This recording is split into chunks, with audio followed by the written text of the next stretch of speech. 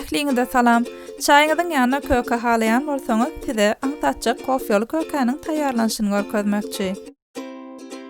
Ilki bilen 2 nahar çemçesi kofýamyzy gawmyza alýar. Üstüne 2 nahar çemçesi gazygan suw goşup, kofýamyzy garyşdyryp berediýäs. 3 nahar çemçesi oto temperaturasyna duran meskeni goşýar. 2 nahar çemçesi kakao,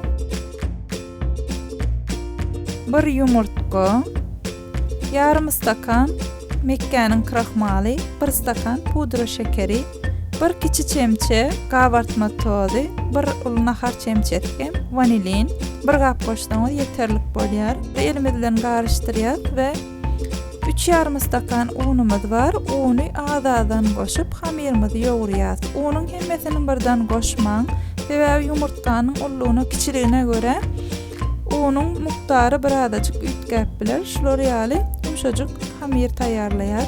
Hamirimizden bir bölejik alyp elimizi bilen süýrüji şekil berýär. Çöp çagaz bilen şolary ýaly görnüşde şekil ýasaýar.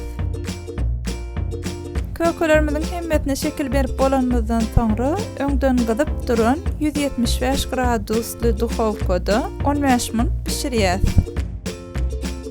Kökemiz taýýar boldy. İşläňiz açyk bolsun. Tomaşa edeniňiz üçin köp sag bolun. Täze videolarda görüşýänçe.